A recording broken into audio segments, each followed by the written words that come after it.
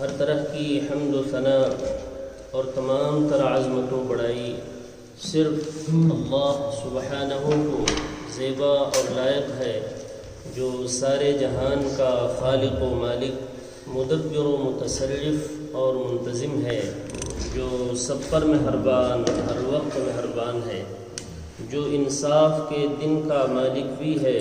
اے اللہ، آپ ہی کی ہم سب عبادت کرتے ہیں اور کرتے رہیں گے، اور آپ ہی سے ہم سب مدد مانگتے ہیں اور مانگتے رہیں گے۔ اے اللہ، ہم سب کو اپنی رضا والی جگہ جنت کا سیدھا اور سچا راستہ دکھا کر اس پر چلا دیجئے، یعنی نبیین، صدیقین، شہداء اور صالحین کے راستے پر، جن پر آپ نے اپنا فضل و انعام فرمایا، جو نہ تو یہود کی طرح عملی کوتاہی کی وجہ سے آپ کے غضب اور غصے کی زد میں آئے، اور نہ ہی نصارہ کی طرح علم کی کمی کی بنا پر راستے سے بھٹکے۔ آمین۔ اے اللہ، ہماری اس دعا کو قبول فرما لیجیے۔ درود و سلام نازل ہو تمام انبیاء اکرام پر، خصوصاً آخری نبی محمد صلی اللہ علیہ وآلہ وسلم پر، آپ کی آل اور اصحاب پر۔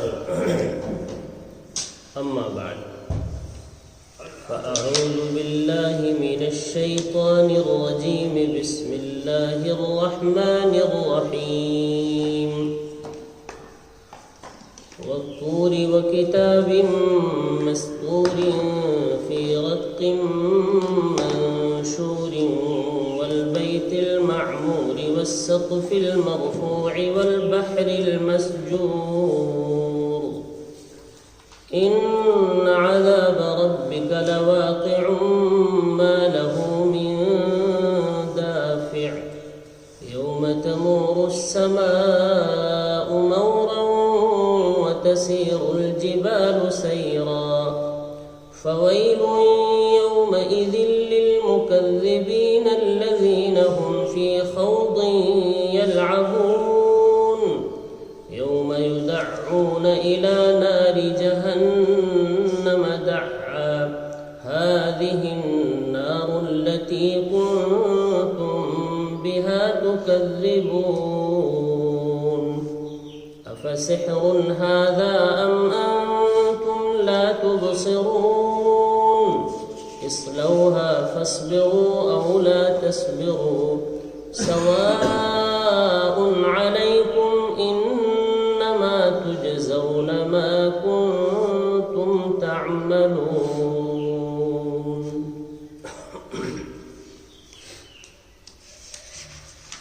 یہ سورہ طور، سورہ نمبر 52 کی آیت نمبر 1 سے لے کر 16 تک۔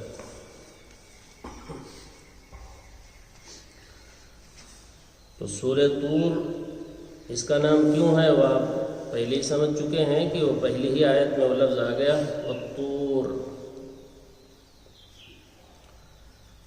اس صورت میں بھی اللہ تعالیٰ نے 5 قسمیں کھائی ہیں، اور اس کے بعد جو ہے ایک یقینی چیز، انما توعدون لصادق وہاں کہا، اسی کو یہاں فرمایا ان عذاب ربک لواقع۔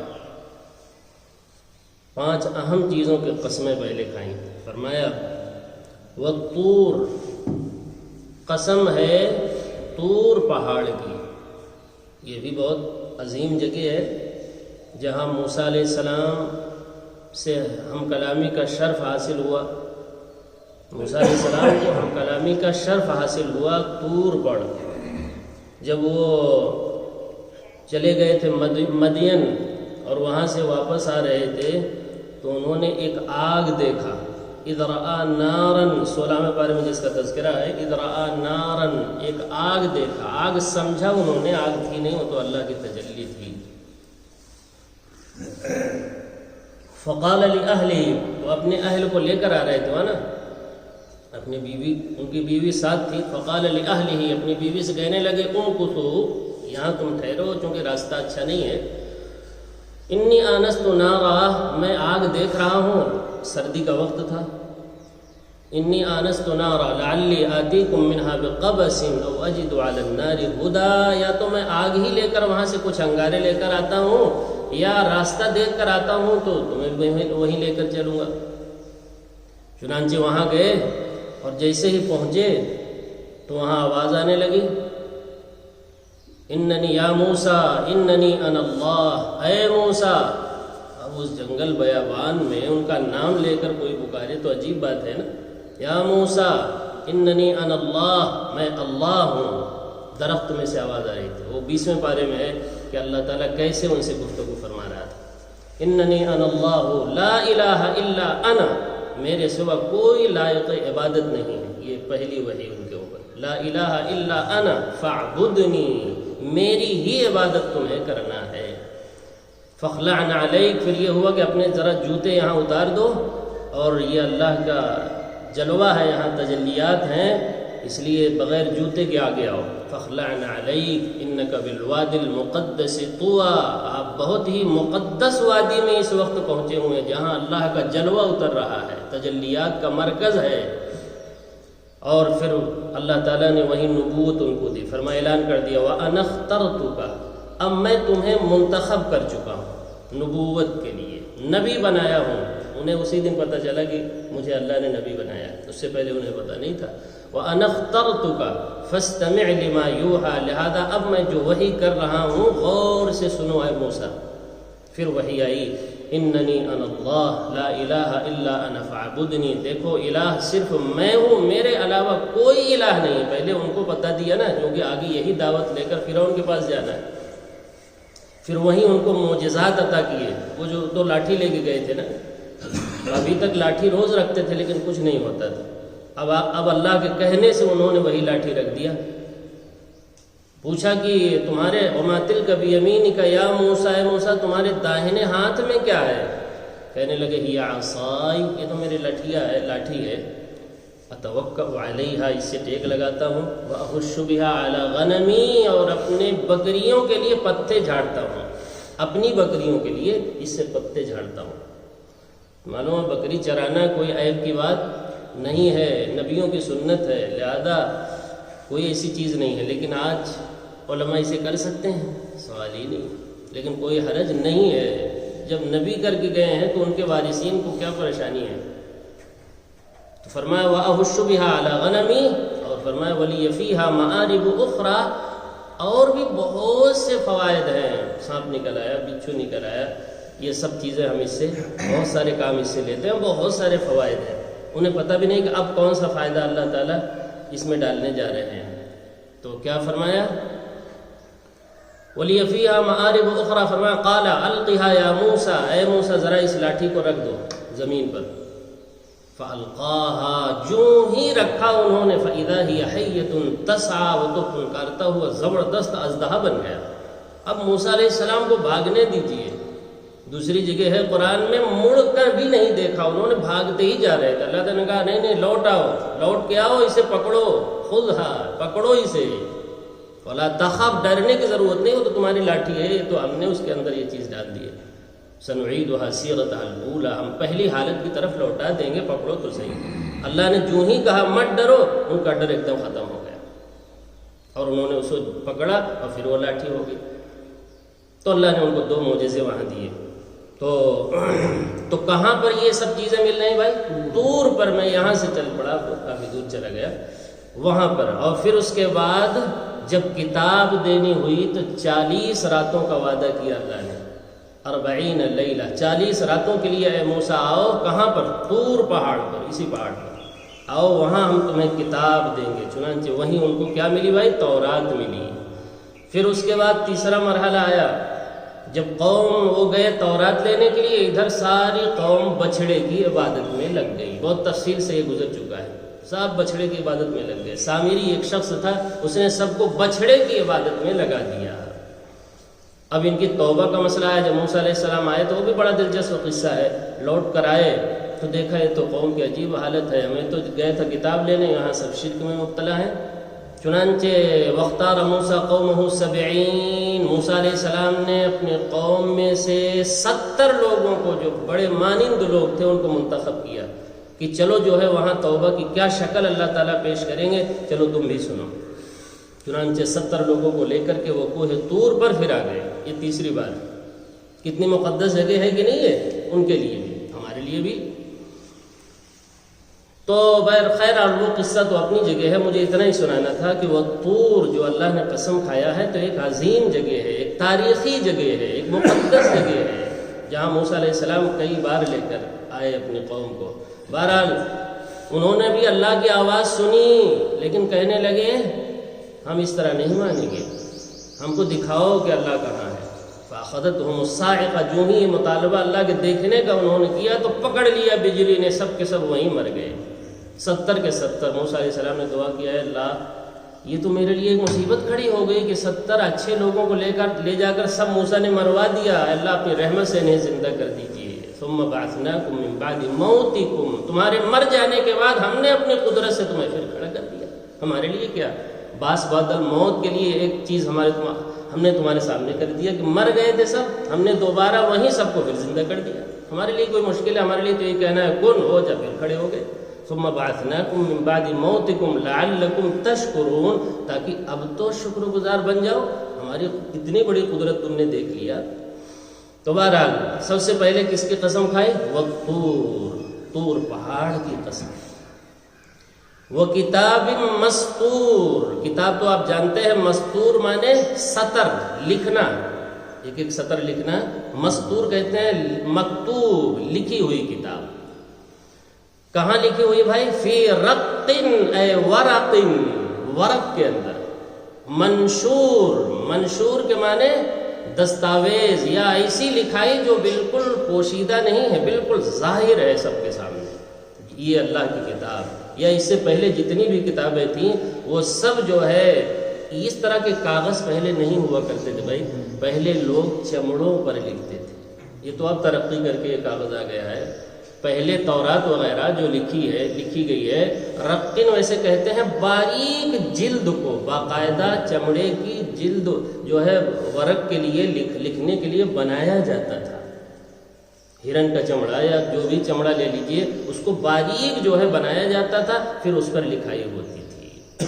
تو بھائی جو بھی ورق جب رہا ہو، اس سے بحث نہیں ہے۔ اب ہمارے سامنے جو ورق ہے بہت آسان ہے آج تو جی، اس زمانے میں ورق ہوتا تھا چمڑے کا، باریک جھلی کی طرح چمڑے نکال لیتے تھے، اسی پر لوگ لکھتے تھے۔ تورات وغیرہ چنانچہ اسی پر محفوظ کی گئی تھی۔ شروع میں قرآن پاک بھی ہڈیوں پر، پتوں پر، ان چیزوں پر لکھا ہوا تھا۔ فی رق منشور، اور قسم ہے وہ بھی ایک عظیم چیز ہے جس پر آسمانی کتاب لکھی گئی ہے، وہ بھی کیا ہے بھائی؟ ایک عظیم چیز ہے۔ فی رق، وہ اوراق بھی بڑے عظیم ہیں، وہ بھی قابل ادب ہیں۔ بتائیے آپ قرآن کی جو اوراق ہیں اس کا ادب کرتے ہیں کہ نہیں کرتے ہیں؟ آپ کے دل میں اس کی عظمت ہے یا نہیں؟ تو اللہ عظمت والی چیزوں کی قسم کھا رہے ہیں، ان اوراق کی قسم جس میں اللہ کی باتیں لکھی ہوئی ہیں، اللہ کی کتاب لکھی ہوئی ہے، اور اللہ کی کتاب اور اللہ کی باتیں منشور ہیں، واضح ہیں، کھلی دھلی ہیں، سب کے سامنے ہیں، پوری کائنات کے سامنے ہیں، کوئی بھی پڑھ سکتا ہے۔ فی رق منشور۔ اور کس کی قسم بھائی؟ والبیت المعمور، خانہ کعبہ کی قسم۔ معمور مانے آباد، معمور مانے آباد، بیت مانے گھر، بیت اللہ، ہمیشہ جو گھر آباد رہتا ہے۔ وہ کون سا گھر ہے؟ جو ہمیشہ آباد رہتا ہے، سال کے 12 مہینے کے ہر دن، ہر لمحہ آباد رہتا ہے۔ دنیا کی کوئی مسجد ایسی شاید نہیں ہے جو ہر وقت آباد ہو۔ وہ بیت اللہ ہے جو ہر وقت طواف ہو رہا ہے، ہر وقت طواف ہو رہا ہے۔ والبیت المعمور، آباد گھر کی قسم، یعنی بیت اللہ کی قسم، جہاں کیا نازل ہوا ہے؟ یہ کتاب، آخری کتاب جو تمام کتابوں کی محافظ کتاب ہے، جہاں یہ کتاب نازل ہوئی ہے، اس گھر کی بھی قسم، وہ خود قابل تعظیم ہے۔ بیت اللہ تو کیا ہے بھائی؟ خود قابل تعظیم ہے، قابل احترام ہے، اسی لیے اس کو حرم کہتے ہیں، قابل احترام جگہ۔ کتنی قسمیں ہو گئی؟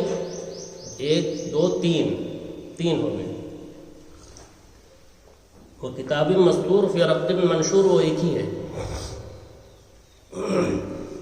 نمبر 4، والسقف المرفوع، سقف کے معنی آتے ہیں چھت کے، عربی میں سقف معنی چھت، یاد کر لیجئے عربی کے جملے۔ چھت تو ہم جانتے ہی ہیں، عربی میں اس کے لیے کیا آتا ہے بھائی؟ السقف، چھوٹی سین سے سقف، سین چھوٹی سین قاف اور فا، سقف مانے چھت، المرفوع مانے بلند چھت، بلند چھت کی قسم یعنی آسمان جو بغیر ستون کے اللہ نے اپنی قدرت کاملہ سے پتہ نہیں کتنے زمانے سے اللہ نے کھڑا کر رکھا ہے، جو بڑا ہی مضبوط ہے، کوئی فطور اس میں نہیں، ما ترى من فطور، کوئی فطور، کوئی کمی کوتاہی نہیں دیکھو گے۔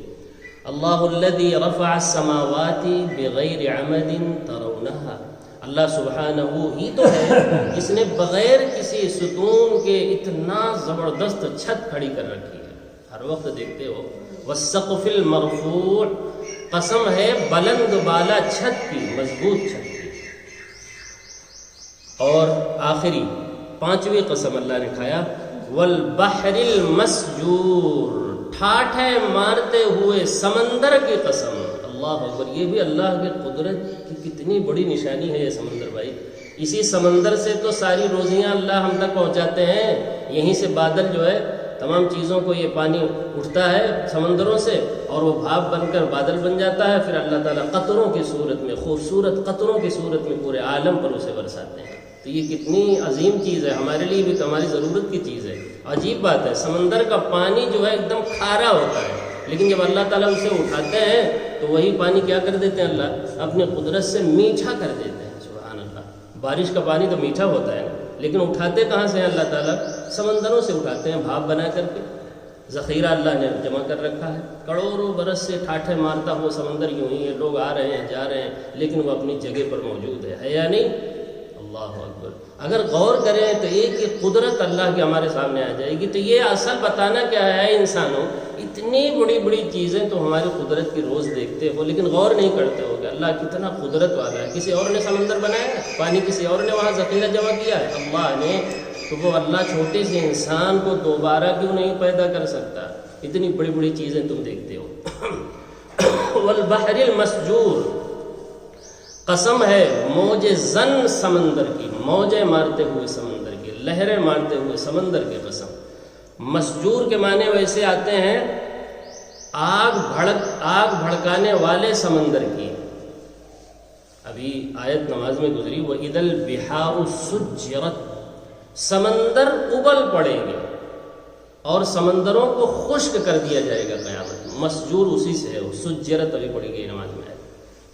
اس کا کیا مطلب ہے؟ سمندر کے نیچے آگ ہے گویا، پٹرول کہاں سے نکل رہا ہے؟ سمندر کے نیچے سے، وہ آگ ہی تو ہے۔ چنانچہ قیامت میں آگ بھڑک جائے گی سمندروں کے نیچے اور پورا سمندر اللہ کیا کر دیں گے بھائی؟ خشک کر دیں گے۔ کیوں؟ اس لیے کہ جمع کرنے کے لیے ایک بہت بڑا میدان چاہیے۔ آدم علیہ السلام سے لے کر آخری انسان تک تمام جناتوں کو، تمام فرشتے گھیرے میں جو لیے ہوئے ہوں گے، تو بھائی یہ تھوڑی سی جگہ کافی نہیں ہوگی۔ جو 3 حصہ پانی ہے نا، اسے بھی اللہ تعالیٰ خشک کریں گے۔ اسی کو بیان ہوا نماز میں، وَإِذَا الْبِحَارُ سُجِّرَتْ، جس دن سمندر میں آگ لگ جائے گی اور وہ سب خشک کر دیے جائیں گے اور پوری زمین کو ہی لیول اور برابر کر دیا جائے گا تاکہ سب کو جمع کیا جا سکے حساب و کتاب کے لیے۔ تو بہرحال والبحر المسجور کے معنی اس وقت تو موجیں مارتا ہوا سمندر ہے نا، لیکن یہی سمندر بعد میں کیا ہو جائے گا؟ خشک کر دیا جائے گا۔ تو بہرحال دونوں ہی چیزیں صحیح ہیں اپنے اپنے وقت کے اعتبار سے۔ مسجور کے معنی بھڑکتی ہوئی، جس کے اندر آگ بھڑک رہی ہے جس سمندر کے نیچے، یہ بھی صحیح ہے جو قیامت میں ظاہر ہوگی، اور اس وقت موجیں مارتا ہوا سمندر ہمارے سامنے ہے، یہ دونوں باتیں ٹھیک ہے۔ اچھا، اب دیکھیے جو بتانا ہے اتنی قسم کھانے کے بعد جو اصل بات بتانا ہے، یہ سب شاہد ہیں، گواہ ہیں اللہ کی قدرت پر۔ طور پہاڑ بھی دنیا ہی میں موجود ہے جی، قرآن اللہ کی کتاب بھی تمہارے سامنے عظمت کے ساتھ موجود ہے، کوئی ایک آیت اس جیسی پیش نہیں کر سکا، یہ سب شاہد ہے اللہ کی قدرت پر۔ اور خانہ کعبہ کی عظمت تم دیکھ ہی رہے ہو، لوگ نہ جانے کب سے ابراہیم علیہ السلام کے زمانے سے کشاں کھنچتے ہوئے لوگ چلے جا رہے ہیں، اور یہ بلند بالا چھت تمہاری نگاہوں کے سامنے ہی ہے جو اللہ کی قدرت کا مظہر ہے، اور ٹھاٹھے مارتا ہوا سمندر بھی اللہ کی عظمت کی نشانی ہے۔ اب سنو، ان عذاب ربک لواقع، بے شک تیرے رب کا عذاب واقع ہو کر ہی رہے گا۔ یعنی قیامت آ کر رہے گی. لیکن یہاں عذاب اس لیے کہا تاکہ چونکہ کافروں کے لیے تو صرف کیا ہوگا بھائی؟ عذاب ہی عذاب ہے. جو لوگ جھٹلا رہے ہیں، اتنی بڑی بڑی چیزوں کو دیکھ کر بھی اللہ کی عظمت کے قائل نہیں ہیں، اللہ کی قدرت کے قائل نہیں ہیں، ان کے اوپر تو عذاب ہی ہے. ان عذاب ربک لواقع، بے شک آپ کے رب کا عذاب واقع ہو کر ہی رہے گا.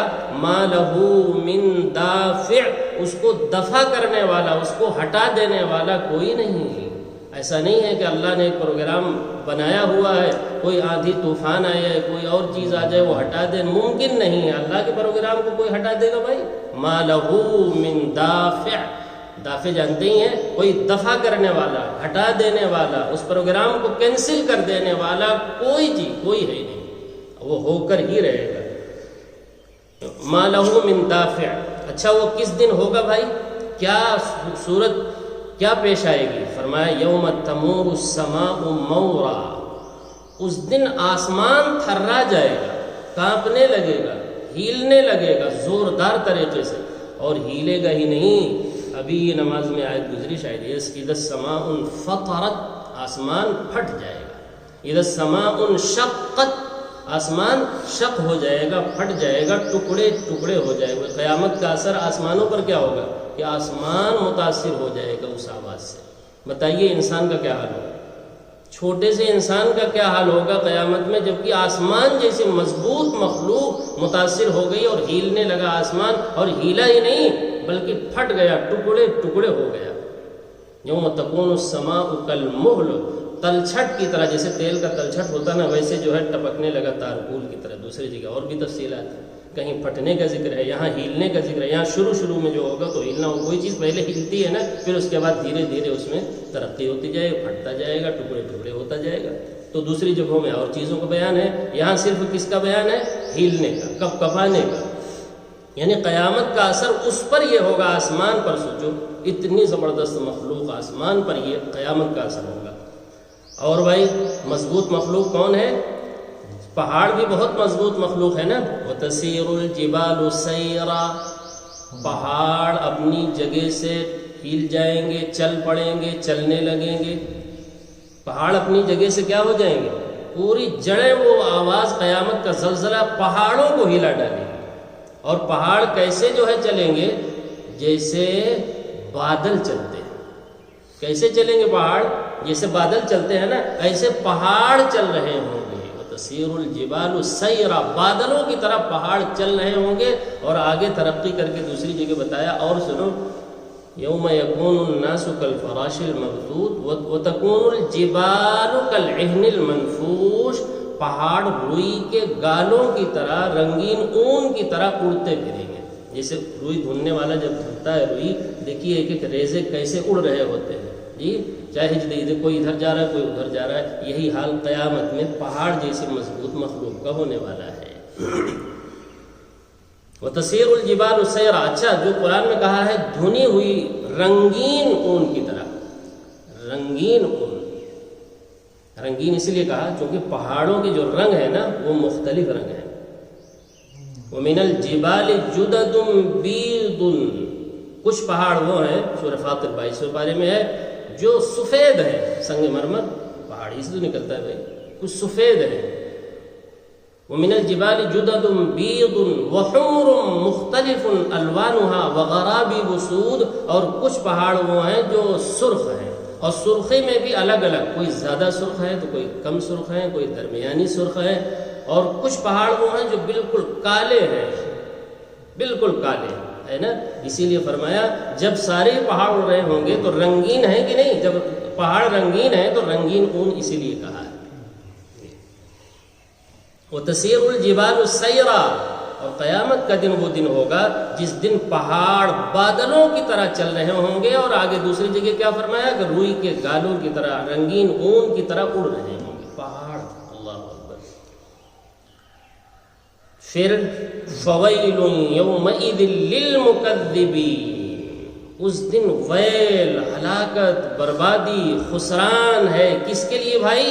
جو جھٹلانے والے ہیں قیامت کو. آج غیب کی دنیا میں ماننے کے لیے اس کو تیار نہیں، تیاری کرنے کے لیے کہاں سے تیار ہوں گے؟ ماننے کے لیے تیار نہیں. کہ قیامت برحق ہے، جنت و جہنم برحق ہے، ماننے ہی کے لیے تیار نہیں، ان کے لیے کیا ہے بھائی؟ ویل ہے، ہلاکت ہے۔ گویا انہوں نے اپنی آزادی سے غلط فائدہ اٹھایا۔ اللہ نے انسان و جنات کو کیا دیا ہے بھائی؟ کسی اور مخلوق کو اختیار اور آزادی نہیں دی ہے عمل کی، صرف انسان و جنات کو، تو انہوں نے اپنی آزادی کا غلط فائدہ اٹھایا۔ اللہ نے چونکہ آزادی دے دی، وَهَدَيْنَاهُ النَّجْدَيْنِ، ہم نے دونوں راستے کھول دیے ہیں، اما شاکرا و اما کفورا، چاہو تو شکر گزار بن کر زندگی گزارو، چاہو تو ناشکر بن کر زندگی گزارو۔ تو اس کا انہوں نے غلط فائدہ اٹھایا اور دوسری سمت چل پڑے۔ فَوَيْلٌ يَوْمَئِذٍ لِّلْمُكَذِّبِينَ، تو ویل ہے، ہلاکت ہے، بربادی ہے، یومئذ، اس دن، قیامت کے دن، جس دن یہ پہاڑ اس طرح ہو جائیں گے، آسمان ٹوٹ جائیں گے، تو کس کے لیے بھائی؟ للمکذبین، اللہ کے پروگرام کو، قیامت کو، قرآنی باتوں کو جھٹلانے والوں کے لیے کیا ہے بھائی؟ اس دن ہلاکت ہی ہلاکت ہے، بربادی ہی بربادی ہے۔ وہ کون ہے بھائی جو کیا تعارف ہے ان کا مکذبین کا؟ فرمایا الذین هم فی خوض یلعبون، یہ وہی تو ہیں جو بیہودہ باتوں میں پڑے رہے، جو بیہودہ باتوں میں پڑے رہے، ہمیشہ کھیل کود کرتے رہے، بیہودہ باتوں میں ڈوبے ہوئے کھیلتے رہے، بیہودہ باتوں میں، شک والی باتوں میں، باطل چیزوں میں پوری زندگی انہوں نے گزار دی۔ ان کو اس کی فکر ہی نہیں کہ ہم کو بنانے والے نے کس لیے بنایا۔ وہ خود ہر چیز کو بامقصد دیکھنا چاہتا تھا، لیکن اپنے مقصد کو اس نے نہیں سمجھا کہ ہم کو اللہ نے کس لیے پیدا کیا۔ وما خلقت الجن والانس الا لیعبدون، یہ جانا ہی نہیں ہم کو کس لیے پیدا کیا ہے۔ اور اس طرح جو ہے بیہودہ باتوں میں ڈوبے ہوئے وہ کھیلتے رہے پوری زندگی۔ الذین هم فی خوض، خوض کے معنی آتے ہیں گھسنے کے، جرح میں، بحث میں، فضول باتوں میں ہمیشہ گھسے رہتے تھے۔ یلعبون، لہو و لعب ہی میں مبتلا رہے، مقصد زندگی کی طرف آئے نہیں۔ ہر لفظ غور خوض کہتے ہیں نا بھائی، غور خوض کر رہے ہیں، یہ وہی خوض ہے، آپ بولتے بھی تو غور و خوض کر رہے ہیں، یعنی ہم خوب توجہ سے اس میں غور کر رہے ہیں، غور و خوض وہی ہے خوضنگ۔ خوض میں نے گھسنا، کسی بات کے ایک دم تہ میں چلے جانا جی، اور جا کر کے نتیجہ زیرو، کیا نتیجہ نکالا کہ کچھ نہیں۔ یلعبون واللہ لعب میں مبتلا رہے۔ یوم یدعون الی نار جہنم دعا، وہ دن ایسا ہوگا کافروں کے لیے، جھٹلانے والوں کے لیے، کھیل کود میں جو یہاں منہمک ہیں، اللہ کی طرف آنے کے لیے تیار نہیں، وہ دن ان کے لیے ایسا ہوگا، اس دن دھکے مار مار کر کے جہنم کی طرف انہیں ڈھکیلا جا رہا ہوگا، دھکیلا جا رہا ہوگا، دھکے مار مار کر۔ فرشتے کیا کریں گے؟ یدعون مانے سختی کے ساتھ دھکے مار، یدعون میں پڑھنے میں بھی دھکا ہے، ذرا دیکھیے، یدعون جی، تو یہ آپ، اس لیے میں نے کہا تھا کہ معنی جو ہے ذہن میں آ جائے، یدعون کہ مانے دھکے مارنا، جیسے پولیس والے کسی کو دھکے مارتے ہوئے لے جاتے ہیں، ایسے ہی وہاں کے جو پولیس ہیں، فرشتے کافروں کو دھکے مار مار کر کہاں لے جا رہے ہوں؟ کس کی طرف؟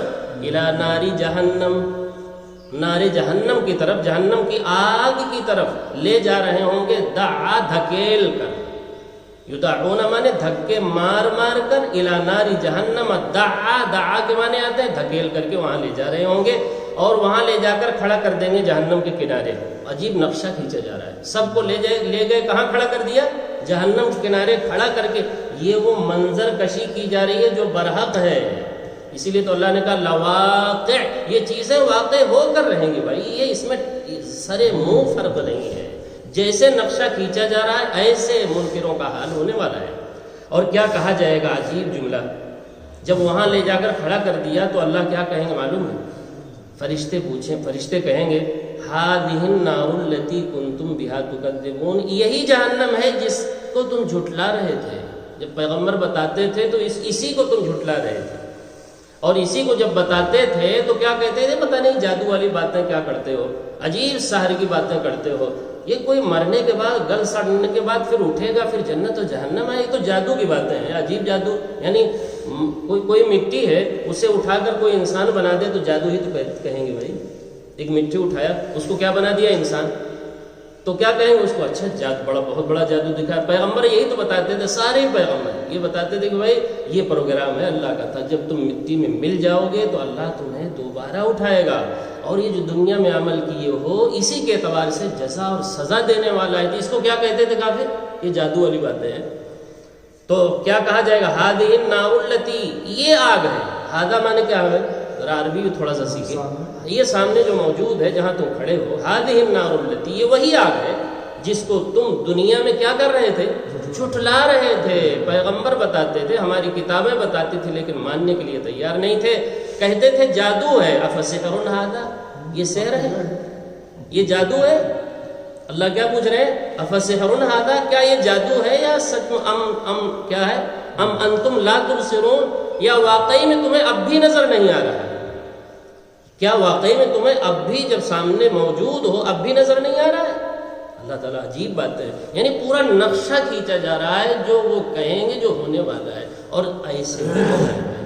یہ قرآن ہے، یہ لا ریب کتاب ہے.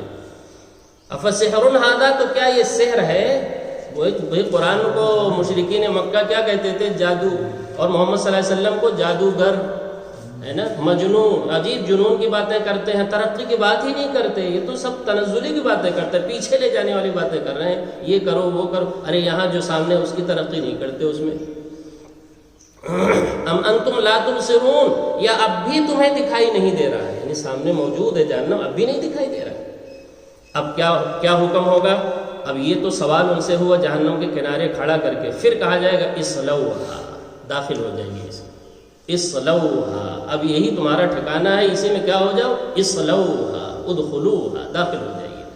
فاصبروا او لا تصبروا، چاہے اس میں اب صبر کیے ہوئے پڑے رہو، چاہے خوب شور مچاؤ، اب کوئی پوچھنے والا نہیں ہے. دنیا میں صبر کا بہت بڑا بدلہ ہے نا، لیکن یہاں اگر کوئی چپ چاپ رہے، جہنم میں جلتا رہے اور صبر کرے، تو اس صبر کا کوئی بدلہ نہیں ہے. اولا تبصروا، یا جو ہے صبر نہ کرو، خود چیخو اور چلاؤ، جیسے کہ سورہ فاطر پارہ 22 میں اللہ نے کہا وَهُمْ يَصْطَرِخُونَ فِيهَا، وہاں چیخ رہے ہوں گے، چلا رہے ہوں گے. ہم یسترخون فیہا، اور دعائیں کر رہے ہوں گے. کیا دعائیں کر؟ ربنا اخرجنا نعمل صالحا غیر الذی کننا نعمل، اے پاک پروردگار ہمیں یہاں سے نکال لیجئے اور دار العمل دنیا میں ایک چانس اور دے دیجئے، بھیج دیجئے، بہترین عمل کریں گے. نعمل صالحا، صالح عمل کریں گے. غیر الذی کننا نعمل، اس عمل کے علاوہ عمل کریں گے جو اب تک کرتے رہے، جس کی وجہ سے یہاں آ چکے ہیں، ہم اس کے علاوہ عمل کریں گے. اللہ تعالیٰ پوچھیں گے اولم نعمرکم، کیا تمہیں عمر نہیں دی گئی تھی؟ تمہیں لمبی عمر ہم نے نہیں دیا تھا سمجھنے کے لیے ساری چیزیں؟ کہیں گے ضرور دی گئی تھی، لیکن ہم یوں ہی پڑے رہے. تو اسی کو فرمایا جا رہا ہے اس فصبروا. کچھ لوگ وہ ہوں گے جو صبر کیے ہوئے پڑے رہیں گے، انہیں پتہ ہے کہ کچھ ہونے والا نہیں، اور کچھ لوگ کیا کریں گے؟ چلا رہے ہوں گے. تو اسی کو اللہ کہہ رہے ہیں فصبروا، چاہے صبر کیے ہو وہاں پڑے رہو اور جلتے رہو، سہتے رہو عذاب. او لا تصبروا، یا صبر نہ کرو، چیخو اور چلاؤ، جیسے دوسری جگہ نقل کیا. سواء علیکم، سب برابر ہے. سواء علیکم، آج تمہارے لیے کیا ہے؟ سوا مانے سب برابر ہے. چیخنا، چلانا، صبر کرنا، کوئی کچھ نہیں. اصلوھا، جہنم ہی میں جلنا ہے. اب یہ بدلہ کس چیز کا مل رہا ہے؟ اللہ نے کوئی ظلم کیا ہے کسی پر؟ نہیں. بہت اہم بات، آخری ٹکڑا ہے. فرمایا انما تجزون ما کنتم تعملون، یہ تو تمہیں صرف اور صرف انہی چیزوں کا بدلہ دیا جا رہا ہے، اسی کفر کا، اسی شرک کا، اسی نافرمانی کا جو تم دنیا میں کرتے رہے. اللہ تعالیٰ کسی پر ظلم زیادتی نہیں کرتا ہے. یہ تو جہنمیوں کا بیان تھا. آگے کس کا بیان ہونا چاہیے بھائی؟ جنتیوں کا. آگے اب جنتیوں کا بیان ہے، جنت کی نعمتوں کا بیان ہے. اللہ تعالیٰ سے دعا ہے کہ قرآنی باتوں کو پوری توجہ کے ساتھ، عظمت کے ساتھ، محبت کے ساتھ سننے کی، سمجھنے کی، اور پھر اس پر اخلاص کے ساتھ عمل کرنے کی توفیق عطا فرمائے. جب تک زندہ رکھے صحیح ایمان، صحیح اسلام پر زندہ رکھے. جب موت آئے تو صحیح ایمان، صحیح اسلام پر موت آئے. سبحانک اللہم و بحمدک، اشہد ان لا الہ الا انت، استغفرک و اتوب الیک.